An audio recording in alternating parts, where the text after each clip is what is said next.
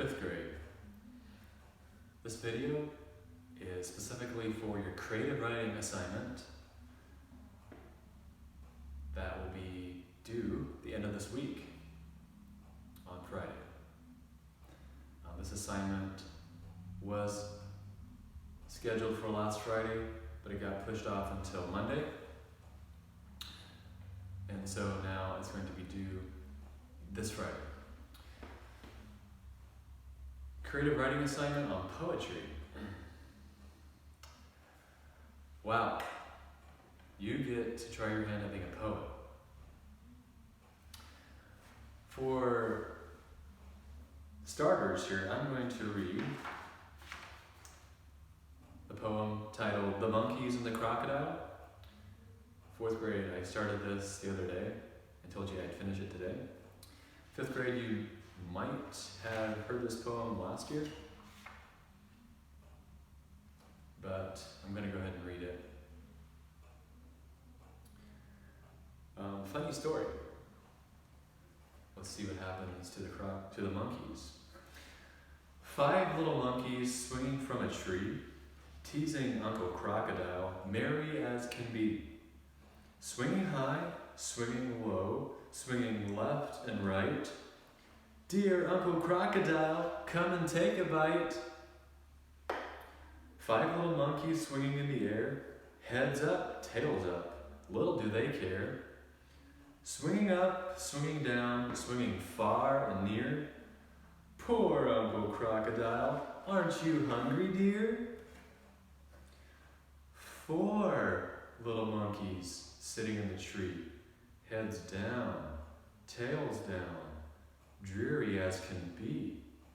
Weeping loud, weeping low, crying to each other, wicked Uncle Crocodile to gobble up our brother. That was written by Laura E. Richards. Okay, so the poem is funny.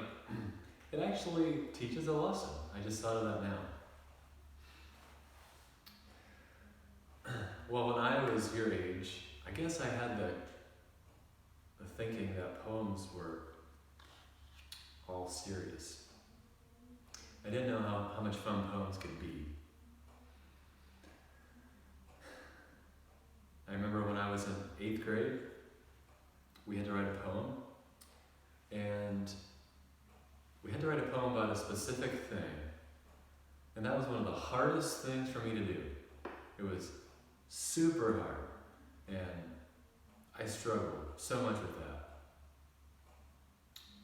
I felt really good when I had it finished, but wow, it was hard. And so that brings me to the first point, that is, in order to write a poem, you have to be inspired about what you're writing. Okay, so if you're going to write a poem, you have to be inspired about the subject you're writing. So you can write about whatever inspires you, as long as your parents approve about it, and you know that I would. As far as some of the things we've talked about in class, some subjects that I've asked you not to write about. Yeah, so be inspired about your subject. That's the only way you're going to write a poem and enjoy it. So I've got a couple examples up here. So keep in mind, when you write a poem, another thing, I also thought that poems,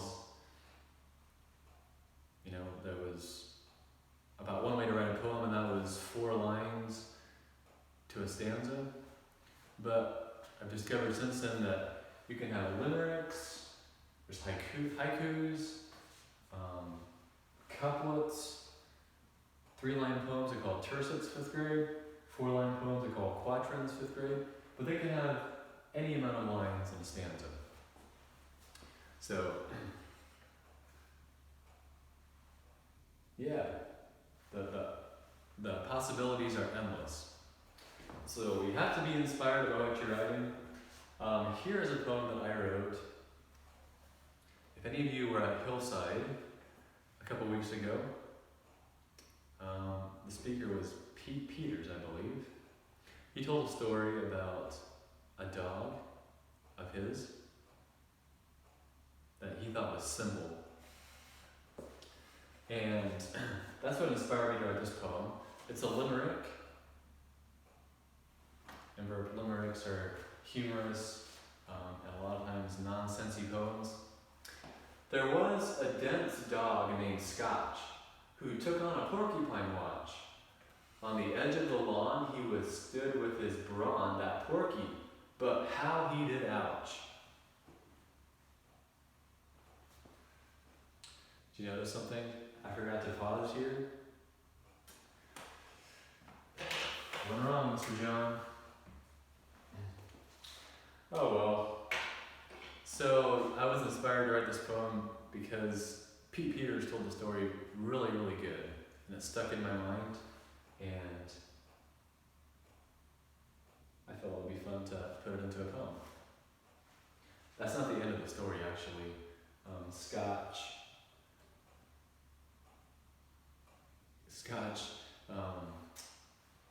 got involved with the porcupine 3 more times. Or was it 2 more times? 2 or 3 more times, I'm not sure. He didn't learn his lesson.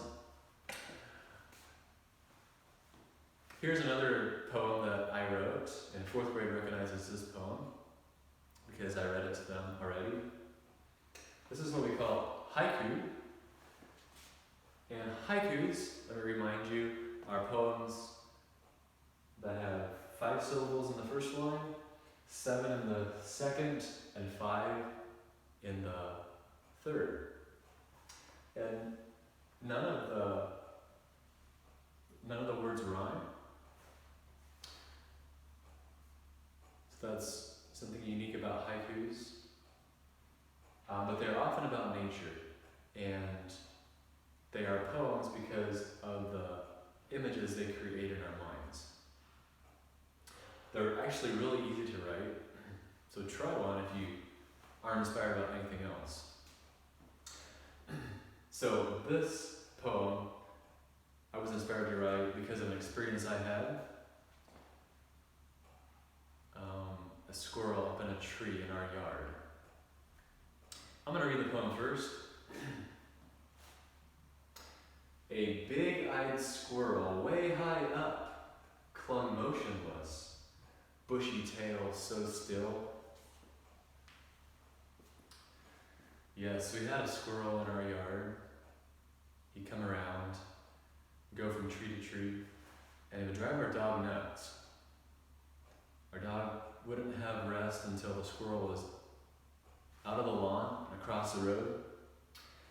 So one day, our dog had the squirrel treed, and I decided, I'm going to go out there and just tease the squirrel a little bit. I was going to just chase him up higher in the tree. So I climbed the tree, and here's a squirrel sitting there along the limb, just trying to disappear.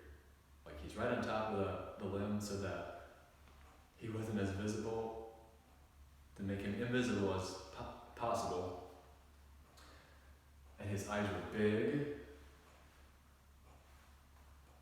and he clung motionless, still as a pin. And his bushy tail, usually it wiggles around, stretched out behind him on the limb. And so when I wrote this poem, I was picturing what I saw. I pictured in my mind what I saw and wrote it. Anyway, the end of the story is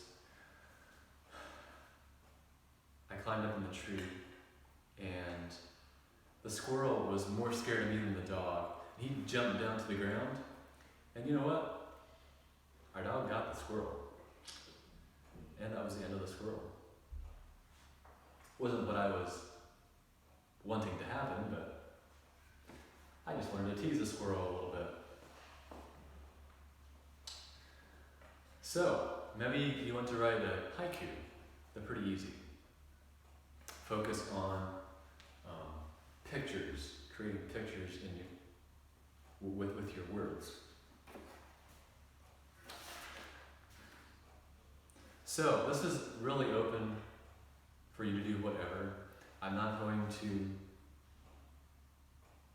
stipulate how many lines you have, except that I think you should have at least 3.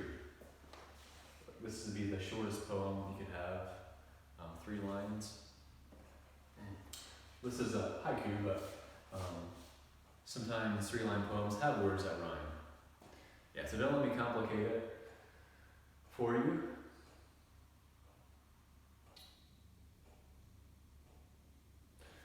I started to write a couplet about my kite. I did get it finished in time for this class, but I'll read part of it to you. My 2-string kite.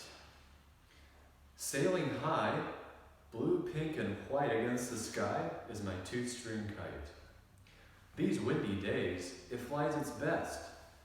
I feel like a pilot, that's not a jest. A steady pull on the left string, my kite circles in a ring. And that's about as far as I got. Maybe I'll finish it if you want me to. So that's an illustration of a couplet. Those are pretty easy too. Couplets, remember the last word of the 2 lines of rhyme. So I'm just saying some of these things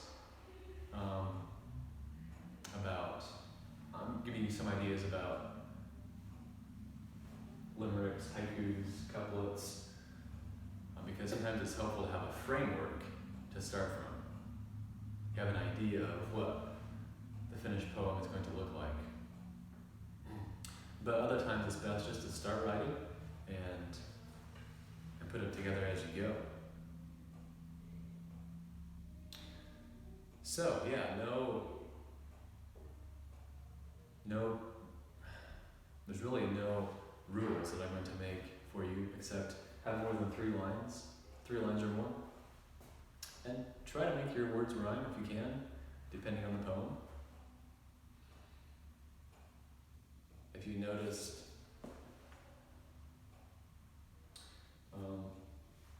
this poem doesn't have a rhythm pattern that follows through.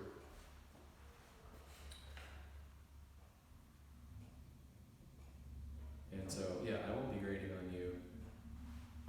you on these poems. This is just supposed to be a fun exercise. Have them handed in by the end of this week. And yeah, when I get them back, Lord willing, I plan to at least read some of them in our language arts periods, so you can hear what the others wrote. All right, is there anything else that you would like to know about? I think I covered all the basics. I'm not going to be grading you. And how many lines should you have? 3 lines or more?